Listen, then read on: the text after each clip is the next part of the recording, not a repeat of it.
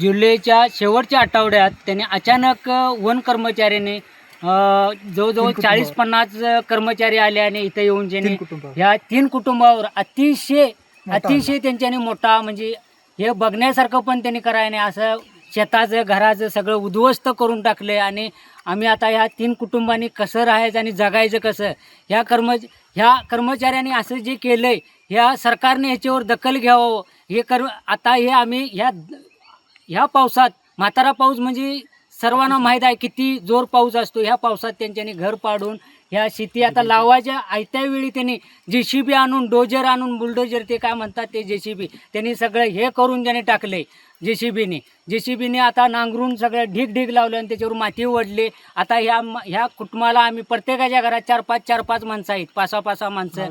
पोरं आता शिक्षण पण आमची काय एक माझं पोरगा आहे ते शिक्षणला आहे म्हणजे 7वी-8वीला आहे. हे फॉरेस्ट खातं आमच्या पोरांना पुढं पाऊल टाकून देत नाही, ते पाऊल वाढा लागल्यात. बाकी सरकार आमच्या पोरांना आता आमचे आमदार साहेब हे आम्हाला पाणी केले सगळे केले. परत तुम्हाला सांगतो आमच्या पोरांच्या शिक्षणासाठी शाळा पण इथं 5वी-6वी शाळा सुरू केली.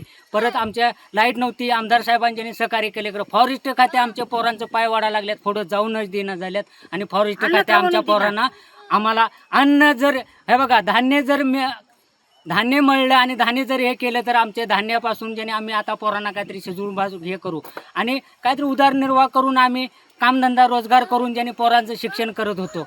आणि आता अन्नात माती घालून ज्याने अन्नात माती घालवली.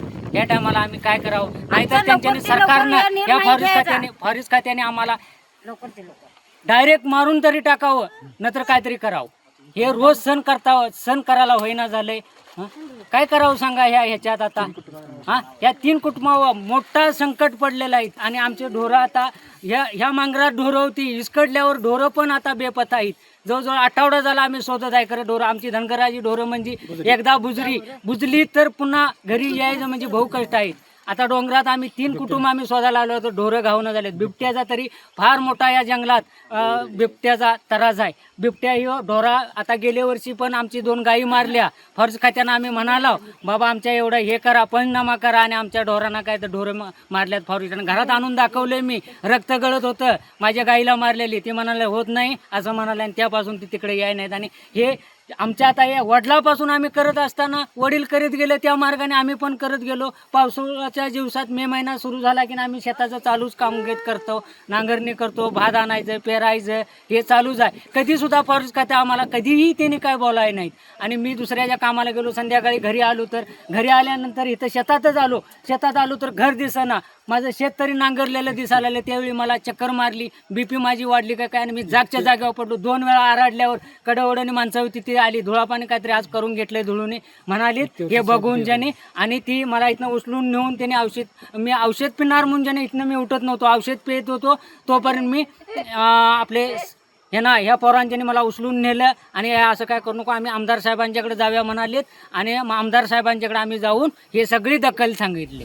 तर त्या 3 कुटुंबांची नावे धुळूमाली यमकर, विठ्ठल ज्योती कस्तुरे आणि लक्ष्मण धोंडोबा गावडे या 3 कुटुंबाचं उद्ध्वस्त केलेलं आहे. याला काहीतरी मार्ग आणि भाग याला काहीतरी पाडा पाहिजे, कर्मचाऱ्यांना काहीतरी अन्याय व्हावा असं आमची विनंती आहे. काय सांगितलं कर्मचाऱ्यांनी त्यावेळेस? तुमचं काही आम्ही काढत नाही, काय नाही, तुम्ही काय भिवू नको जा, काय नको जा. ज्यासनी आरडबोंब केली त्यांच्या तरी पण त्याला काय त्यांच्यानी काय हे करायला नाही, काय नाही. ह्यासनी गोड बोलून ह्यासनी घरला लावून दिलीत आणि त्यांच्यानी JCB आलीत आणि सगळं हे कुटुंबाचं उद्ध्वस्त करून आणलीत. आणि हे मातीचं ढीग जे लावल्यात तरव्यात ते सगळं पुरा सगळं मातीत घालून ठेवलेलं आहे. 3 कुटुंबाचं असंच केलेलं आहे त्यांनी. आणि ह्याच्यावर काहीतरी त्यांच्यावर कारवाई व्हायला पाहिजे असं आमची विनंती आहे. नेऊन ह्यांच्याने टाकलेलं लावलेलं भात ह्याच्यामध्ये आत टाकलेलं परतून आणि लावतील म्हणून ही अशी नुकसान आमची केलेली आहे. का टाकलं त्यांनी? हे असं काय टाकलं मी नको म्हणतो सर, असं लावलेलं आता राहू दे म्हटलं तरी पण त्यांच्यानी माझं भात मी लावलेलं दिलं टाकून द्या. विक्री आणून हे सगळं बाग हे आऊत विक्री, माणसे विक्री, परत भात विक्री, खत विक्री, आता 1500-1600 रुपये एक पिशवी झालेली आहे. आणि ह्यांच्यानी असं नुकसान करून आमची सगळं तैनातने हे केलेले आहे असं. आणि हे बघा हे भात असं ती मी एखाद्या ठेवा नाही, हे सर डायरेक्ट आतमध्ये टाकलेलं आहे सर. हे बघा लोकांनी आपल्याला की ते तुम्ही अतिक्रममध्ये हायचा किंवा मालकीत हायचा सर्वे करायला नाही, काय नाही. पण त्याच्यामुळे आपल्याला माहितीच नाही ना त्याचं काय करायला लागतंय म्हणण्याचं. आम्हाला नाहीतर काय आम्ही दावे वगैरे काहीतरी आम्हाला माहित असतं तर आम्ही केलं असतं. तू आमच्यावर केशी टाकल्या असत्या, बाबा तुम्ही अतिक्रममध्ये यायचा, तुम्ही कसून खातायचा, तुम्ही याच्यावर तुमच्यावर केशी टाकूया, तुम्ही अतिक्रम करताय म्हणून. जर हे केलं असतं तर आम्हाला काहीतरी सूचना पण मिळाली असते आणि तुमच्यासारखा कोणतरी आम्हाला भेटला असता आणखी बाबा सांगितलं असतं तुम्ही दावे करा असं सांगितलं असतं ना. पण हे पण आम्हाला काय माहिती नाही आहे.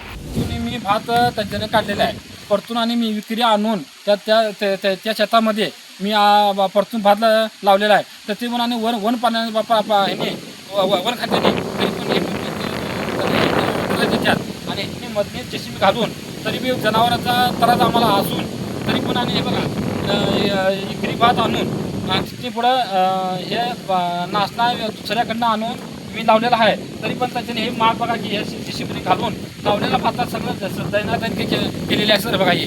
आणि त्यांच्यानी दखल यांच्यानी शासनाने दखल यांची घ्यावा ही माझी विनंती आहे बघा. किती खर्च होतो तुम्हाला तरी लावाला तरी सर 20,000 बी हे खर्च झाला आहे. तरी खर्च भागत नाही आहे. माणसं राबणूने आऊतने सगळं खताने बॅगने 312 भात लावलेले बघा. 312 भात ते 500 रुपये एक भात कमीत कमी 15 किलो भात केलेलं मी सर यात. आणि ह्यांच्याने असं नुकसान हे करायची वन खात्याची त्रास, प्राण्यांचा त्रास, हातीचा त्रास, गौऱ्यांचा त्रास, माकडांचा तशी त्रास आहे. जगायचं का आम्ही मारायचं ते शासनाने आम्हाला सांगायचं आता.